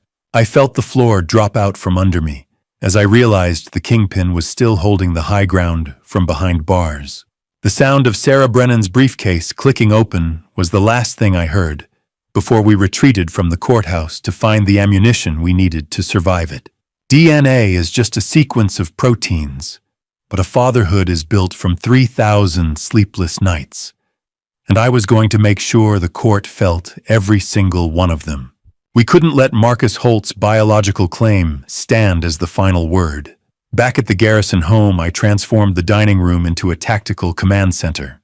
The smell of printer ink was thick in the air, a chemical sharp contrast to the stale, lukewarm coffee sitting on my desk. Thousands of time-stamped photos and videos were spread across the mahogany table like the fragments of a broken mirror we were trying to piece back together. Ilara sat at the laptop, the sound of her rhythmic typing a constant hum as she meticulously cross-referenced pediatric records and daycare logs. We found that Corbin had attended 100% of Ria's medical appointments, while Breyer was allegedly traveling for business. Every fever, every first step, every nightmare, it was all Corbin. Ilara said, her voice trembling but determined. We aren't just proving he's a dad. Ilara, I replied, staring at a photo of my son holding a sleeping Ria. We're proving she was never a mother. I uncovered an entry twist that made my blood run cold as I dug through Breyer's faked health logs. She had been systematically faking Ria's allergies to peanuts and dairy for over a year, using them as a weapon to restrict Corbin's movements and keep him isolated from his own social circle. It was the ultimate leash. A mother's love is supposed to be a sanctuary. For Ria, it was a ledger. By midnight, I managed to bypass the encryption on Breyer's secondary cloud drive. I sat in my study, my hand steady on the cold computer mouse as I read the archives. The clinical horror of it was staggering. In emails sent to Marcus Holt during the first year of Ria's life, Breyer described the child as a necessary anchor and a long-term insurance policy for the Garrison estate. She called her a leverage unit. My granddaughter was a line item on a spreadsheet to these people. How do you explain to a 2-year-old that her very existence was an investment strategy? I felt a sickening realization wash over me, followed by a surge of righteous anger that cleared the fatigue from my mind. This goes to the judge. Tonight. I won't let them reduce a child's soul to a financial instrument. As I scrolled through the final documents, I found an email from Breyer to the forger that revealed the true depth of her depravity. She had actually spent months looking for a child to adopt through illegal human trafficking channels before deciding to use Marcus as a biological donor because it would look more authentic for the scam. She didn't want a daughter. She wanted a prop that shared the ringleader's genetic code. I found a folder labeled Project Exit and felt the hair on my neck stand up as the screen flickered in the dark room. Breyer hadn't just planned to take Ria to Canada. She had planned to leave her there with Marcus and disappear entirely once the Garrison money was laundered. Ria wasn't even the prize to her. She was just the bait. The meeting with the district attorney's office felt like walking into a storm that was finally blowing in our favor. I carried the weight of the Project Exit files in my mind, but in my hands, I carried the physical evidence of a monster. I stepped into the cold, fluorescent office air, the smell of old file folders and institutional floor wax grounding me as I prepared for the final deep dive into the wreckage Breyer had created. I didn't sit down immediately. I slammed a stack of 4 different birth certificates onto the prosecutor's desk, each one bearing Marcus Holt's name and a different mother's signature, the paper trail of a man who treated fatherhood like a franchise opportunity. The district attorney was a sharp-featured woman who looked like she'd been carved out of Oregon flint, and she handled the stack of fraud reports like she was loading a shotgun. She looked from the certificates to the mugshot on her monitor, where Marcus Holt's smug smile seemed to mock the very concept of justice. My investigative deep dive had yielded a sickening pattern. Holt had fathered 4 other children across Nevada, Arizona, and California, using each one as a biological anchor to claim custody of heirs to wealthy estates. Once the assets were liquidated, he vanished. I discovered that one of those leveraged children had actually been abandoned in a Canadian hospital after the scam collapsed. He doesn't want a daughter, Michelle. I said, my voice low and dangerous. He wants a key to my safe deposit box. He's a biological donor for hire for the ring. 4 kids in 5 years, and he's never paid a dime in support or attended a single school play. How do you define a monster? Is it the person who steals your money, or the one who sires a child just to use her as a crowbar? I watched the DA's face as she absorbed the affidavits I'd collected from the other mothers. The righteous indignation in the room was palpable. We then pivoted to the project exit files I'd recovered from Breyer's Drive. They explicitly detailed Marcus's fee for providing the biological leverage needed for the Garrison scam. The sound of a heavy stapler echoed through the office as the DA began attaching these exhibits to her motion. We're moving to terminate his rights alongside Breyer's, she said, her eyes narrowing as she read the Arizona file. He's not a father. He's a co-conspirator. Make sure the judge sees the Arizona file, I urged. The similarities are chilling. The Arizona child was named Leo. He's 6 now. He still waits by the window for a man who only saw him as a decimal point. I felt a calculated satisfaction as the final nail was driven into the coffin of Marcus's attempt to spite-take Rhea. We were stripping away the legal shield of his biological rights by proving his intent was purely criminal. But then I noticed a detail I had missed in my haste. I realized that Marcus was planning a backup move, a lawsuit for grandparental alienation to secure a monthly settlement even if he lost custody. The greed was bottomless. The DA looked up from the Arizona file, her eyes narrowing as she pointed to a handwritten note in the margins. Thane, there's a note here. Marcus wasn't just working for Breyer. He was working for someone else, someone who's been inside your police department. The morning of the final hearing felt like the air before a lightning strike, heavy with the scent of rain and old wood. The Multnomah County Courthouse was a fortress of polished granite, but inside it smelled of furniture polish and the quiet, desperate hope of people whose lives had been picked apart by the law. The gavel didn't just fall. It sounded like a door slamming shut on a decade of shadows as I took my seat behind Corbin, my hand resting on his shoulder like an anchor in a rising tide. The room was deathly quiet, a sharp contrast to the chaotic swarm of reporters outside who were still picking over the bones of our family name. Sarah Brennan stood and began the final evidence dump, her voice a surgical instrument that left the defense no room to bleed. She presented the definitive proof of Marcus Holt's serial fatherhood for fraud schemes, connecting the dots between Breyer's fake identity and the biological exploitation the ring had perfected. I watched the district attorney lean in as Sarah detailed how the mole inside the department had attempted to shred the Arizona files that very morning. They hadn't counted on my habit of keeping redundant digital backups. My logs had caught the tampering in real time. Your Honor, we aren't looking at a mother and father. Sarah said, her eyes fixed on Judge Holloway. We are looking at a manufacturing plant for leverage. The state rests, but this child's life is just beginning to breathe. Silence. It's the loudest thing in a courtroom when a man's life is returned to him. I felt the tension in Corbin's back, a rigid line of muscle that had been holding him together for months. Judge Holloway didn't look up for a long time, her eyes scanning the mountain of evidence we had built. When she finally spoke, her summary was scathing.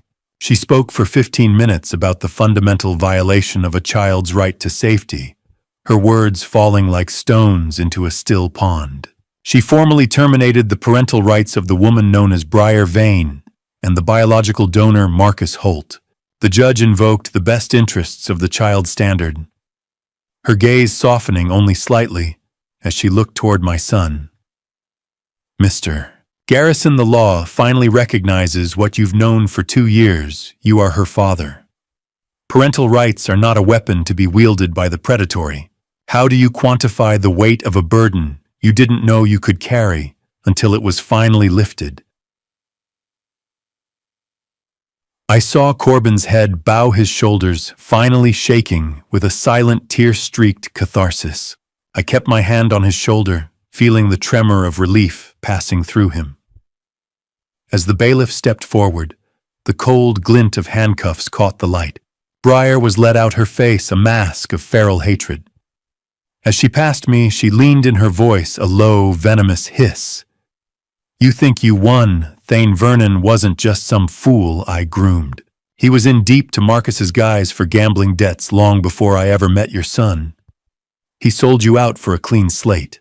I watched her go, but my eyes snagged on a man in the back row, a face from my own precinct, who shouldn't have been there, watching the ruling with a look of cold, calculating fury. The shadow in the back of the room still haunted my steps. The walk out of the Multnomah County Courthouse felt different than the walk in the air, was thinner, cleaner, but the shadow in the back of the room still haunted my steps. I couldn't shake the memory of that face, a cold fixture from my own precinct, watching our victory, like it was a personal insult. 3 months later, the Oregon rain had softened into a mild September drizzle. Adoption isn't just a legal filing. It's a soul-level correction of a biological error. And as I watched Corbin straighten Ria's dress in the quiet hallway, I saw a man finally reclaiming the piece of his heart that a thief had tried to monetize. We were back for the final decree, the formal closing of a wound that had nearly bled us dry. The atmosphere in Judge Holloway's private chambers was intimate, a sharp contrast to the clinical brutality of the trial. Ilara stood beside me, her hand resting on my arm, while Ria explored the thick rug with a curiosity that made the heavy mahogany furniture seem less imposing. During the ceremony, my phone buzzed with a message from Michelle. I felt a chill that had nothing to do with the air conditioning. She had identified the man from the back row. As a former internal affairs investigator, I had forced out of the department years ago for ethical breaches. The grudge wasn't just professional. It was a decades-old poison that had found a new vessel in Briar's ring. I'm not taking her in because I have to. Your Honor, Corbin said, his voice echoing with a quiet, resonant strength. I'm taking her in because I'm the only one who truly has. She's been a garrison in her heart for a long time.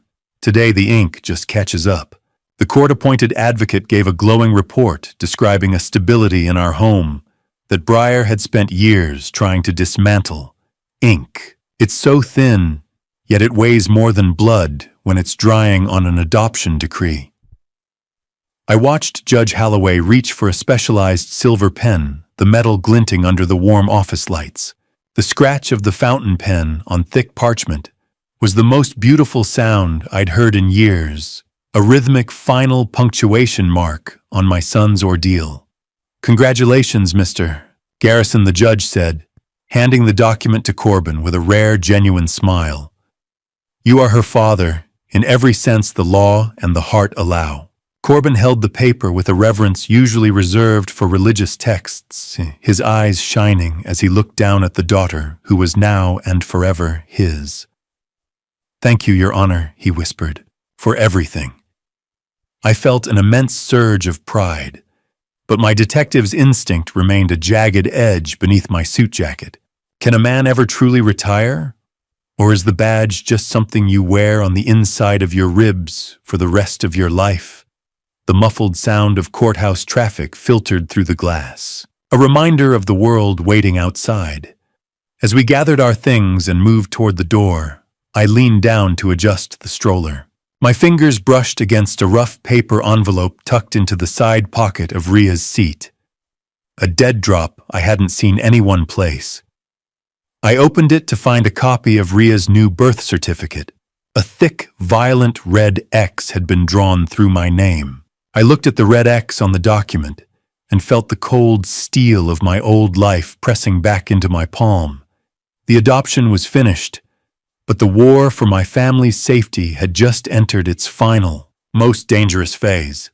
The walk to the parking garage felt like a tactical retreat through a sniper's alley. Every shadow a potential threat, and every passing face a reminder that the red X on Ria's birth certificate was a live wire.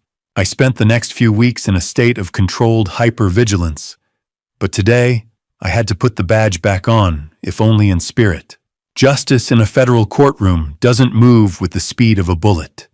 It moves with the crushing, inevitable weight of a glacier, and today the ice was finally set to break. I sat in the gallery of the Portland Federal Courthouse, the echoing footsteps in the marble halls, a rhythmic precursor to the reckoning. Natalie, the woman I had known as Briar, sat at the defense table. The prosecution was relentless, stripping away her carefully crafted persona and laying bare the systematic psychological grooming she had used to hollow out our lives. A surprising detail emerged during the proceedings. Natalie had maintained a secret offshore account intended for Ria's upkeep, proving she fully expected to keep the child as a permanent anchor, even after the financial heist was complete. The judge's voice was like a hammer as he handed down the sentence, 15 years without parole. I watched Natalie's defiant mask finally crack her eyes wide with the realization that a decade and a half of her life had just been traded for a failed scam. 15 years.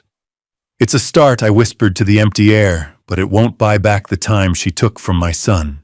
A prison sentence is a strange kind of clock. It doesn't tell you what time it is, only how much time you've wasted. Marcus Holt received 20, a heavy punctuation mark, on a career of siring leverage for profit. I left the courthouse and drove toward the coast, the air getting cleaner as I pulled into a quiet veterans' retirement home. Eugene Martinez was a man whose back was still straight from decades in the Corps, but whose eyes were clouded with the specific heavy fog of a man who'd been betrayed by someone he trusted. I found him in the sunroom, the smell of hospital-grade disinfectant lingering in the air. I told him about the convictions and the recovery of a portion of his laundered funds. For the first time, the shame in his eyes began to lift, replaced by the light of the afternoon sun hitting the medals on his side table. "They're going away for a long time, Eugene," I said, resting a hand on his arm. "You were the one who gave us the first thread." "I didn't care about the money as much as knowing I wasn't crazy," he replied, his voice thick with emotion. "Thank you, Detective. Redemption isn't a check in the mail. It's the ability to look at your own reflection without flinching." As we spoke, Eugene reached into his pocket and pulled out a small, weathered coin. "It's a St. Gaudens," he said, handing it to me. "Natalie gave it to me during our first meeting. It's real." I felt the heavy gold coin in my hand and realized she'd made a sloppy mistake. She'd accidentally traded a real asset for a lie, and that single slip had led us straight to her door. I walked Eugene back to his room, but as I reached the lobby, I stopped. Outside, a black sedan with government plates was idling at the edge of the parking lot. Through the tinted glass, I saw the glint of a familiar face. The man from the precinct was inside, his eyes fixed on me with the cold, silent promise of a debt yet to be settled. The smell of slow-roasted garlic and rosemary shouldn't feel like a victory, but in a house that had been treated like a crime scene for months, it was the scent of a ceasefire. I stood by the kitchen counter, my movements practiced and calm, as I peeled the potatoes for our first Sunday roast since the scandal began.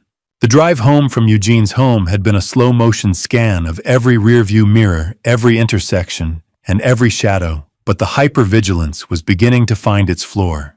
I watched Alara move with a grace that had been brittle for too long. "Pass the twine, Thane," she said, her voice finally losing that sharp, guarded edge. Let's focus on dinner, not the front gate. I handed her the roll, glancing toward the living room. Corbin was on the rug, his face lit by the golden Sunday afternoon light. He was laughing a real deep-bellied sound as Rhea built a crooked tower of blocks. "He looks lighter, doesn't he?" I whispered to Alara. "Like he's finally stopped waiting for the floor to drop."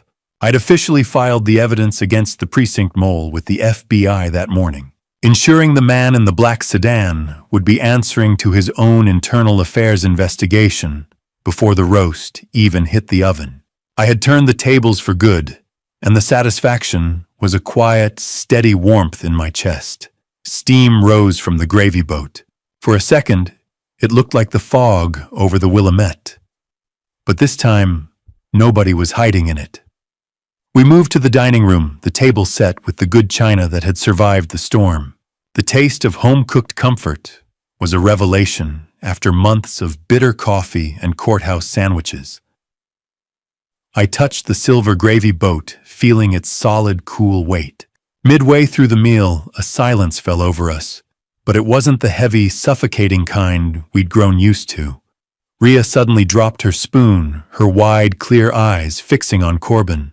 She reached out a small, chubby hand and gripped his thumb. "Dada!" She chirped, her voice ringing through the room like a bell. Look, Dada. Corbin froze his fork, hovering in midair. I saw his eyes glisten as he dropped his gaze to the child he had fought so hard to keep. "I see you, sweetheart," he whispered, his voice thick with a deep emotional catharsis. "I've got you." Is a family defined by the blood that flows through their veins, or by the courage it takes to stand at the stove and cook for the people you saved? I knew the answer as I watched them. The real resolution hadn't happened in Holloway's chambers. It happened right here in the quiet space between a father and a daughter. As we finished, Rhea wiggled out of her chair and crawled toward the radiator in the corner. She reached into the narrow gap behind it and pulled something out, her face triumphant. She toddled back to Corbin and dropped a small, glinting object into his palm. It was his missing wedding ring, the one Briar had made him believe he'd lost during her months of gaslighting. The house was finally giving up its secrets, clearing out the last of the poison. I looked out the window one last time as the sun dipped below the trees, and for the first time in 30 years, the black sedan wasn't there. Only the quiet, golden light of a life reclaimed.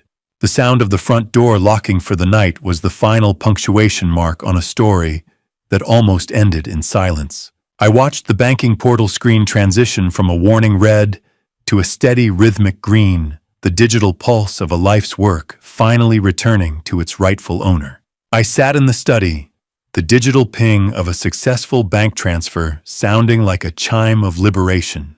Corbin sat across from me, the light of the monitor reflecting in eyes that finally looked clear of the fog. Stephen Gallagher was on the speakerphone, his voice carrying a rare note of professional satisfaction. Through the federal seizure of Marcus Holt's laundered accounts, they had managed to claw back 90% of the funds Briar had siphoned. "It's back, son," I said, leaning back in my chair. "Every penny they tried to turn into a ghost is solid again." Corbin didn't look at the numbers. "I don't care about the ledger, Dad," he replied.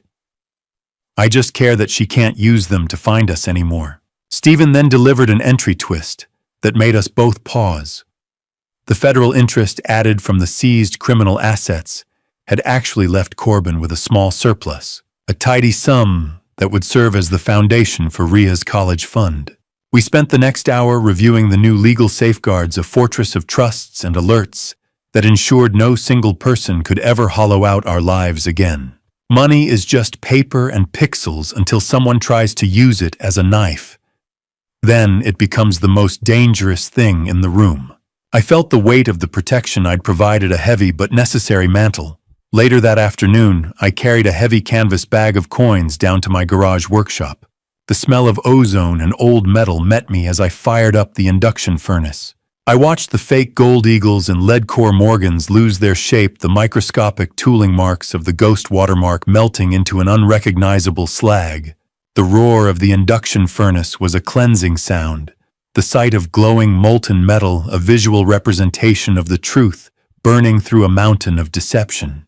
"You look like gold, but you're just lead and greed," I muttered, watching the lies liquefy.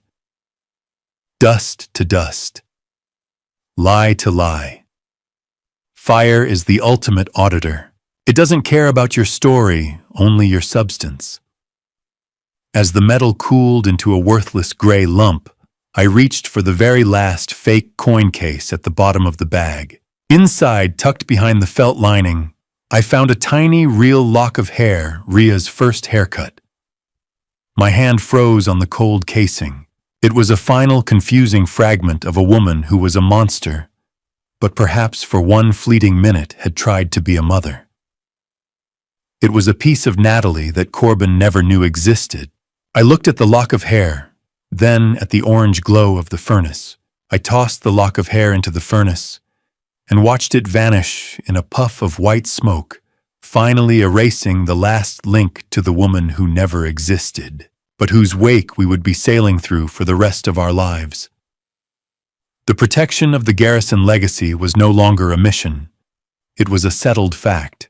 As the metal hardened into a dull, honest weight, I realized the ghosts were finally gone. I stood at the edge of the Pacific, the salt spray stinging my eyes as I scattered the last of Eugene Martinez's ashes into the gray surf, the final debt paid to a man who died knowing he wasn't a fool. The sound of crashing waves against the jagged Oregon cliffs provided a rhythmic, mournful salute to a Marine who had spent his final days fighting a war he never expected to face in his own living room. The smell of sea salt and damp sand filled my lungs, a cleansing contrast to the ozone and melting lead of my workshop. Carrying out Eugene's final wish felt like closing a circle I hadn't realized was open. The recovery of his money hadn't just been a financial victory. It allowed him to die with his straight-backed dignity intact, rather than in the suffocating shadow of shame. I reflected on how his small gold coin, the ghost that Natalie had sloppily traded away, was the single thread that saved my own family. To honor that legacy, I had used the small surplus from the criminal asset seizure to set up a modest scholarship in Eugene's name for children of veterans. "You weren't just a victim, Eugene," I whispered to the wind. "You were the first line of defense." "Rest easy, Marine. The watch is covered." An entry twist awaited me back in my study, tucked inside a sealed letter Eugene had left with his estate lawyer. It contained a name, a silent partner in the precinct, who had protected the ring's interests. My stomach dropped as I read the confirmation. The mole wasn't just a disgruntled investigator, but a high-ranking captain I had trusted for a decade. A predator doesn't go away just because you beat them. They just find a different forest to hunt in. By January, I had returned to my morning workout at the gym, where the Trojan horse had first entered Corbin's life. I moved through the rows of machines, my eyes habitually scanning the room for the timed spills and the over-eager smiles of professionals. I found myself watching a young man on the stationary bikes, looking vulnerable and distracted, the telltale wedding ring, tan line on his finger, screaming of a recent divorce. Within minutes, a woman approached him. Her approach too perfect. Her smile too practiced. "You think you're safe because you locked the door. But remember, the person who sold you the lock might still have the key." I didn't intervene directly. I wasn't that man anymore. Instead, I pulled my phone and made a quiet call to Michelle. "I'm at the East Side branch," I said, my voice dropping into a low, lethal frequency. "Row 4 stationary bikes. We have a live one. Retirement doesn't suit you." Thane Michelle's voice crackled through the line. "You're still seeing the ghosts before they even appear." Maybe she was right. But as I adjusted my position, the woman I was watching suddenly looked up. She didn't look startled. She looked straight into my eyes and offered a faint, mocking salute. A jolt of adrenaline, cold and familiar, spiked through my chest. She knew exactly who I was, and she wanted me to know she was there. I tightened my grip on the cold steel pull-up bar, my heart rate steadying into a lethal rhythm as I realized the ghost watermark wasn't a signature of the past, but a calling card for the future. The war for my family's legacy wasn't over. It had just evolved into a much longer game. I stood in the doorway of the nursery, the soft glow of the nightlight carving out a world where the only thing that mattered was the steady rise and fall of a child's chest. The house was quiet now, a deep restorative silence that I hadn't allowed myself to feel in over a year. Returning from the gym, I had performed a final mental post-mortem of the case I'd codenamed 120KV7. It was a textbook study in a new kind of warfare. The anatomy of the con was a triple-threat emotional grooming to lower the defense's financial isolation, to cut off support, and the weaponization of shame to ensure silence. We all missed the red flags initially. The aggressive refusal of medical history, the artificial urgency of investment windows, and the scrubbed digital footprints. They don't steal your money first. They steal your sense of reality. If the deal requires you to keep it a secret from the people who love you, it's not a deal. It's a trap. As I stood in the hallway, I thought of a secret I would carry to my own grave. I had discovered that the name Rhea wasn't chosen for its classical beauty, but because it was the name of the lead forger's mother, a final. Hidden branding meant to mark my family as their territory. My son would never need to know that. You might think this is just a story about a bad marriage, but look closely at your own accounts, your own relationships. Are you sure you know who's holding the pen? I watched as Corbin leaned over the crib, tucking the blanket around Rhea with a tenderness that made my throat tight. The smell of lavender and baby powder was thick in the air, drifting over the faint hum of a white noise machine. She's sleeping through the night now, Dad Corbin whispered, turning toward me as I stepped into the room. The golden rectangle of light from the hallway caught the peace in his eyes. No more sedatives, no more bad dreams. Just sleep. I rested my hand on his shoulder, feeling the solid reality of the family we had fought to keep whole. Children are innocent, Corbin, I said, repeating a Vietnamese proverb my old partner used to say. Children are innocent. They bear no guilt for the sins of those who brought them into the world. She was the anchor they used to try and drown us, but she's the only reason we learned how to swim. She was born into a web of digital ghosts and professional lies, but tonight she was just a little girl, safe in her own bed. Blood doesn't make a father. Fear doesn't make a home, only the truth does. We stood there for a long time, two men watching over the only pure thing to emerge from the wreckage. I eventually retreated to my study, the floorboards silent under my feet. I opened the heavy oak desk and reached for the cold metal handle of the bottom drawer. I placed my retired badge inside, setting it right next to the recovered St. Gaudens gold coin Eugene had given me. I realized then that my true legacy wasn't the thousands of files I'd closed or the criminals I'd put behind bars. It was the two people sleeping down the hall. I closed the nursery door and walked toward the stairs. The house finally silent, but in the back of my mind, I was already drafting the first line of the next file. Looking back at this family story, I realize I almost let my hunger for a peaceful retirement blind me to the predator circling my son. I was so focused on trusting the surface that I nearly missed the rot underneath. Don't make my mistake, never trade your instincts for the comfort of avoiding conflict. The moment something feels off in your family story, investigate it. Your gut is often smarter than your hope. This journey of dad revenge taught me that protection isn't just about locked doors and security systems. It's about staying vigilant, even when love makes you want to look away. The hardest part of dad revenge wasn't gathering evidence or coordinating with the FBI. It was accepting that evil doesn't always look like a monster. Sometimes it looks like the person passing you the potatoes at Sunday dinner. My dad revenge wasn't about anger. It was about refusing to let my son's kindness be weaponized against him. The lesson is simple. Predators count on your politeness, your desire to avoid drama, and your fear of being wrong. Break that pattern. Ask the hard questions. Demand the uncomfortable answers. I believe the Lord's timing brought the truth to light just before the shadows could consume us entirely. Faith and vigilance aren't opposites. They're partners in protecting what matters most. Thank you for walking with me through every twist of this journey. I'd genuinely love to hear from you in the comments. What would you have done if you found yourself in Corbin's position? Discovering the person you loved was a stranger. Your perspective means everything to me.